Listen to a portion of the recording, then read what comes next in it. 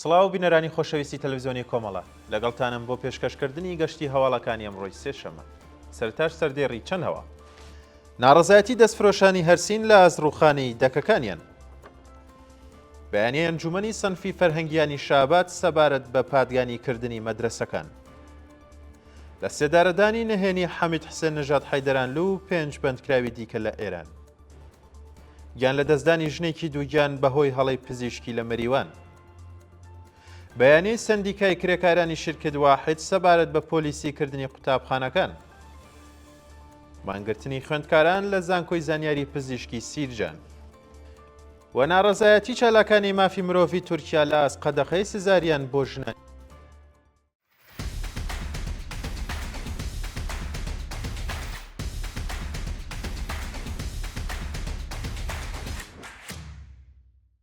ناڕەزایەتی دەستفرۆشانی هەرسین لە ئازڕوخانی دەکەکانیان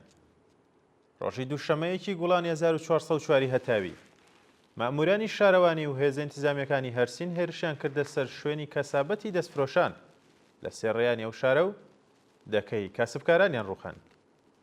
بە وتەی سەرچاوەکانی هەواڵ شارەوانی بەبێ ئاگادارکردنەوەی پێشوەخت و بە هاوکاری هێزە ئینتیزامیەکانی هەرسین هێرشی کردوەتە سەر دەستفرۆشانی ئەو شارە و چەندین دەکەی ڕوخاندووە کاسبکاران لە بەرامبەر سەرکوتگەرانی ڕژیم ناڕەزایەتیان دەربڕیوە بەڵام پۆلیس هێرشی کردوەتە سەریان و کۆبوونەوەکەی تێکداوە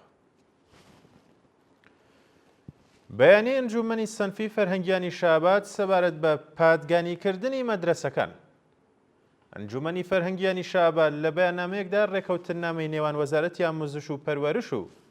هێزە ئینتیزامیەکانی بۆ چاودێری قوتابیانی دژبەری حەجابی ئیجباری بە توندی مەحکوم کرد لە بەشێکی ئەو بەیاننامەیەدا هاتووە ئەنجومەنی سەنفی فەرهەنگیانی شابات واژۆکردنی ئەو ڕێکەوتنامە بە توندی شەرمەزار دەکات و ڕایدەگەیەنێت کە ڕێگە نادەن ئامۆزش و پەروەرش بکەوێتە دەست پاسدارانی نیزام داوا لە وەزیری پەروەردە دەکەین بە زووترین کات دەست لە کار بکێشێتەوە ئامۆزش و پەروەرش جێگای پێشێلکارانی مافی مرۆڤ نییە لە کۆتایی ئەو بەیاننامەیەدا داوا لە چالاکانی سەنفی کراوە کە خۆیان لە داهاتووینەوەکانی نوێ بەرپرسیار بزانن و بۆ مستۆگەرکردنی داهاتوویەکی باش بۆ قوتابیان و بەرگری لە مافەکانیان لە بەرامبەرەوە بڕیارەدا ڕاوبوەستن بەرزڕاگرتنی یادی سارینا ساعدی لە شاری سنە ڕۆژی دووشەمەیەکی گوڵانی 1404 هەتاوی بنەماڵەی هەمیشە زیند و سارینا ساعدی گیان بە خدکردووی شۆڕشی ژینا لە شاری سنە هاوڕێ لەگەڵ ژمارەیەک لە چالاکانی مەدەنی لە سەرمەزاری ناوبرا و کۆبوونەوە و ڕێزیان لە بیرەوەریەکانیان گرت بنەماڵەی سارینا ساعدی و چالاکانی مەدەنی شاری سنە وێڕای گوڵبارانکردنی مەزاریە و گیان بە خد کردووە ڕێزیان لە یادی هەموو قوربانیانی سەرکوتی کۆماری ئیسلامی گرت و پەیمانیان لەگەڵ ئاوەتەکانیان نوێ کردوێتەوە شایانی باسە کە سارینا ساعدی تەمەن 16 ساڵ لە سەردەمی شۆڕشی ژینا بە زەربەی باتۆمی سەرکوتگەرانی ڕژیم چووە کۆما و ڕۆژی 5 خەزەڵوەری 1401 هەتاوی لە نەخۆشخانەیەکی شاری سنە گیانی لەدەستدا بەنهێنی لە سێدارەدانی حەمید حسێن نەژاد حەیدەرانلو و 5 بەندکراوی دیکە لە ئێران ڕۆژی دووشەمەیەکی گوڵانی 1404 هەتاوی حکمی ئەدامی حەمید حسێن نەژاد حەیدەرانلو و 5 بەندکراوی دیکە لە زیندانەکانی ورمێ ئەهواز دۆرود و یاسوج و خۆڕەماباد بەنهێنی جێبەجێ کرا بە پێی راپۆرتەکان شەوی ڕابردوو بەرپرسانی قەزای ڕژیم بە بنەماڵی حەمید حسێن نەژاد حەیدەرانلو کە لە بەردەم زیندانی ورمێ مانیان گرتبوو ڕایانگەیان ئەو بەندکراوە سیاسی ئەعدام کراوە و ناتوانن تەرمەکەی وەربگرن و مەراسمی پرسە و سەرخۆشی بۆ بەڕێوە ببن لەلایەکی دیکەوە حکمی ئەعدامی 5 بەندکراوی دیکە بە تۆمەتەکانی پەیوەندیدار بە مادەی هۆشبەر و کوشتنی بانقەس لە زیندانەکانی ئاهواز دۆرۆد و یاسوچ و خۆڕەماباد جێبەجێ کراوە ناسناوی ئەو 5 بەندکراوە بریتیە لە ماهان بەختیاری جەواد گودەرزی محەممەد ئەحمەدزادە بێهنام بەرگپوش و سەعید دەریکوەند گیان لە دەستدانی ژنێکی دووگیان بەهۆی هەڵەی پزیشکی لە مەریوان ڕۆژی هەینی 28 خاکەلەوەی 1404 هەتاوی ژنێکی دووگیانی تەمەن 27 ساڵ لە مەریوان بە ناوی سارا تاو لە کاتی خستنی کۆرپەلە بەهۆی هەڵەی پزیشکیەوە گیانی لەدەستدا. بەپێی راپۆرتی کانونی مافی مرۆڤی کوردستان، سارا لە مانگی پێنجەمی دووگیانیدا بووە کە بە بڕیاری پزیشکان بۆ خستنی کۆرپەلەکەی سەردانی مەکتەبی دکتۆرێکی کردووە، بەڵام بەهۆی هەڵەی پزیشکی و نەبوونی ئیمکاناتی پێویست گیانی لەدەستداوە. بە وتەی دانیشتوانی شاری مەریوان ئەمە یەکەم جار نییە ژنانی دووکیان بەهۆی هەڵەی پزیشکی و نەبوونی ئیمکانات گیان لەدەستدەدەن، بەڵام هیچ ناوەندێکی دەوڵەتی بە دوواداچوونی بۆ سکاڵی بنەماڵەی قوربانیان نەکردووە. ناڕوونی چارەنووسی چالاکێکی مەدەنی خەڵکی سنە لە گرتوخانەی چاران. وێڕای تێپەڕبوونی 8 ڕۆژ بە سەرکاتی دەست بەسەرکردنی مێهدی ئەسەدی چالاکی مەدەنی خەڵکی سنە لەلایەن هێزە ئەمنیەکانی تاران چارەنووسیە و شارومەندە بە ناڕوونی ماوەتەوە. ڕۆژی دووشەمە 25 خاکە لێوەی 1403 هەتاوی هێزەکانی وەزارەتی ئیتلاعات هێرشیان کردە سەر ماڵی مێهدی ئەسەدی و ئەو چالەکە مەدەنیان بەبێ بەڵگەی قەزایی و بە شێوەیەکی تند و تیژانە دەست بەسەر کرد.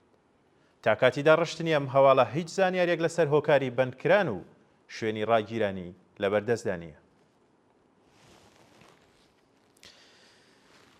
بەیانیەی سەندیکای کرێکارانی شرکت واحد سەبارەت بە پۆلیسیکردنی قوتابخانەکان. سەندیکای کرێکارانی شرکت واحدی تاران لە بەیاننامەیەکدا سیاسەتی سەرکوتگەرانەی کۆماری ئیسلامی لە قوتابخانەکان بە توندی مەحکوم کرد. لەو بەیاننامەیەدا هاتووە سەندیکای کرێکارانی شرکت واحدی تاران ڕێکەوتنامەی نێوان وەزارەتی ئامۆزش و پەروەرش و هێزە ئینتیزامیەکان بۆ چاودێریکردنی قوتابیانی کەش بە توندی مەحکوم دەکات. دەرکردنی ئەو بڕیارە بە واتای پێشێلکردنی مافی قوتابیانی کچ و زەوتکردنی ئەمنیەتی دەرونی قوتابیان و مامۆستایان لە ناوەندەکانی پەروەردەیە. دەستێوەردانەکانی پۆلیس لە کاروباری قوتابخانەکان قوبوڵ ناکرێت و ئێمە و بڕیارە بەدەست درێژی بۆ سەر چوارچێوەی ئامۆزش و ژیانی قوتابیان و معلمان دەزانین. ئێمە وەکو بەشێک لە چینی کرێکاری ئێران سەبارەت بە کاریگەریەکانی ئەو بڕیارە لە سەرداهاتوی منداڵەکانمان نیگەرانین و ڕایدەگەیەنین کە مەبەستی ڕژیم لەو ڕێکەوتنامەیە بە ئەمنیەتی کردنی ناوەندەکانی پەروەردە و وەزیری ئامۆزش و پەروەرش ئەبێ بە زووترین کات دەست لە کار بکێشێتەوە. هەروەها داوە لە هەموو ڕێکخراوە کرێکاری سەنفی و مەدەنیەکان دەکەین بە دەربڕینی ناڕزایەتی لە بەرامبەرە و زوڵمەدا ڕاوەستن و پاڵپشتی لە قوتابیان و معلمان و کچانی کۆمەڵگا بکەن. مانگرتنی خوێندکاران لە زانکۆی زانیاری پزیشکی سیرجان. ڕۆژی دووشەمەیەکی گوڵان خوێندکارانی زانکۆی زانیاری پزیشکی سیرجان دژبە نەبوونی خزمەتگوزاری و ئەمنیەتی کردنی زانکۆ مانیان گرت. بە پێی زانیاریەکان خراپی کوالێتی خۆراک، نەبوونی ئیمکاناتی ڕفاهی لە خابگا و ئەمنیەتی کردنی زانکۆ هۆکاری سەرەکی ناڕزایەتی خوێندکارانی زانکۆی زانیاری پزیشکی سیرجانە و ناڕازیان ژوورەکانی خوێندنیان داخستووە. دەست بەسەرکردنی شەهناز تەبەری لە ڕەشت.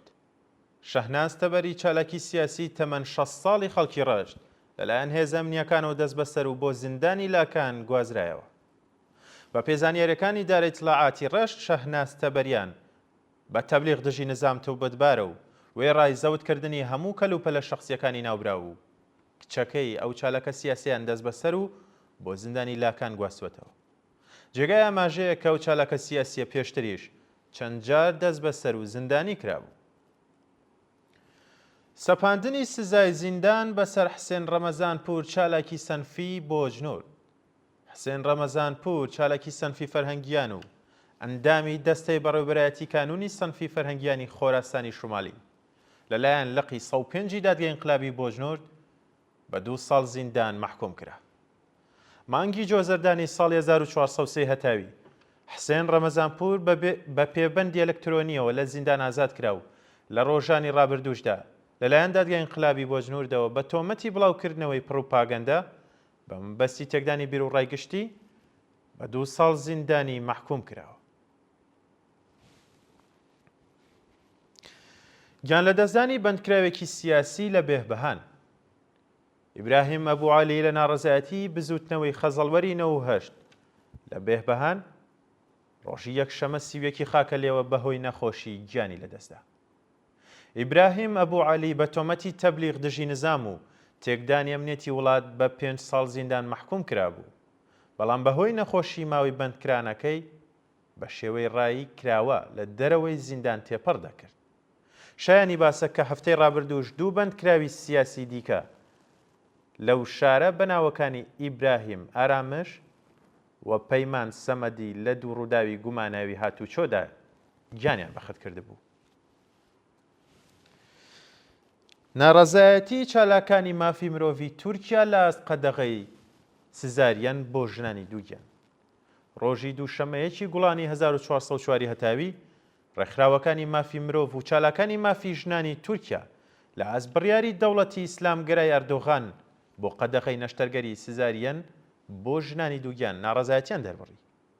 دکتۆر عایشە گۆڵەندامی کومیتەی ناوەندی ژووری پزیشکانی تورکیا و کۆمەڵێک لە چالاکانی مافی ژنانی ئەو وڵاتە لە کۆبوونەوەیەکدا دژایەتی خۆیان لەگەڵ بڕیارەکەی دەوڵەت نیشاندا و ڕایانگەیان. مەبەستی دەوڵەت بەرزکردنەوەی ئاماری دانیشتوانی وڵاتە بە شێوەی نایەساییە و گوشار بۆ سەر ژنانی کۆمەڵگا کاریگەری نەرینی لە سەریان دادەنێت و تەندروستیان دەخاتە مەترسیەوە. دوای ناوەڵمان سەبارەتە بە هێرشی ژنانی گینەی بیسائۆ بۆ سەر شیرکەتێکی چینی چالاک لە معدەنێکی ئەو وڵات. ڕۆژی دووشەمەیەکی گوڵانی 1404 تاوی ژنانی کرێکار و کەشاوەرزانی گینەی بیسائۆ لە ئافریقا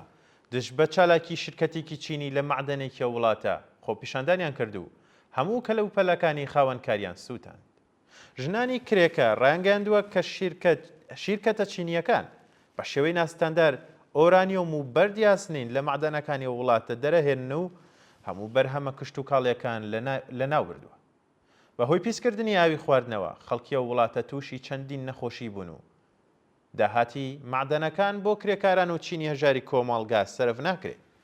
بەو بۆنەوە ژنانی کرێکار هێرشیان کردووەتە سەر کاربەدەستانی معدەن و هەموو کەلوپەلەکانیان سووتاندووە. شایانی باسە کە پۆلیسی گینە چەند خۆپیشاندەری دەست بەسەر و زیندانی کردووە. بینەرانی خۆشەویست گەشتی هەواڵەکانمان پێشکەشکردن کات و ساتێکی خۆش بۆ هەموو لایەکتان.